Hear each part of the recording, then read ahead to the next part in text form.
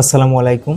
আপনারা জানেন কি ধূমপান ছেড়ে দিলে 5টি উপকার যেটা আপনারা সাথে সাথেই পাবেন। তার মধ্যে হচ্ছে 1 নাম্বার যেটা আমরা বলতে পারি যে এটা শুরুতেই আপনাকে হচ্ছে ক্যান্সারের ঝুঁকিটা কমাবে। আমরা দেখা যায় যে স্মোকারদের মধ্যে আমরা হচ্ছে নন স্মল সেল কার্সিনোমা যেটা আমরা বলি সবচেয়ে খারাপ যেটা, সেটা হচ্ছে এটার মাত্রা অনেক বেশি। প্রায় হচ্ছে যারা নন স্মোকার তাদের তুলনায় স্মোকারদের আপনার ক্যান্সারের ঝুঁকি প্রায় 4 থেকে 5 গুণ বেশি বেড়ে যায়।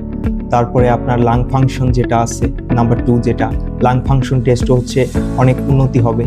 ধরেন আপনার লাংয়ের যে অ্যালভিউলাই আছে, অ্যালভিউলার মধ্যে ম্যাক্রোফেজ আছে, সেই ম্যাক্রোফেজগুলো কি করে আপনার যে ধূমপানের কারণে যে শরীরে যে টার ঢুকতেছে, নিকোটিন ঢুকতেছে, সেই টারের যে ময়লাটা সেটা হচ্ছে আপনার অ্যালভিউলার ম্যাক্রোফেজ সেটা হচ্ছে এনগাল্ফ করে সেটা খেয়ে নিয়ে সেটা পরিষ্কার করে, ন্যাচারাল একটা ক্লিনারের মতো কাজ করে।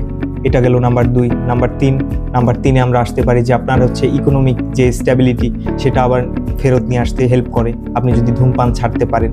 আর ধূমপান আপনার নাম্বার 4 যেটা বলা যায় যে ধূমপানের কারণে আপনার স্ট্রোকের ঝুঁকি বেড়ে যায়, হৃদরোগের ঝুঁকি বেড়ে যায়, আরও অনেক কোমরবিড কন্ডিশন হতে পারে, যেমন হচ্ছে ডিবিটি হতে পারে, ডিপ ভেইন থ্রম্বোসিস।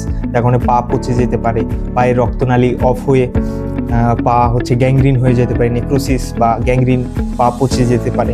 অথবা হচ্ছে আপনার হচ্ছে আরেকটা জিনিস যেটা হয়, ধূমপান ছেড়ে দিলে আপনার শরীরের রোগ প্রতিরোধ ক্ষমতা সেটাও বেড়ে যায়। এই হলো 5টা জিনিস। আজকে থেকে কি পারবেন ধূমপান ছেড়ে দিতে? প্রমিস করুন। ধন্যবাদ। আসসালামু আলাইকুম।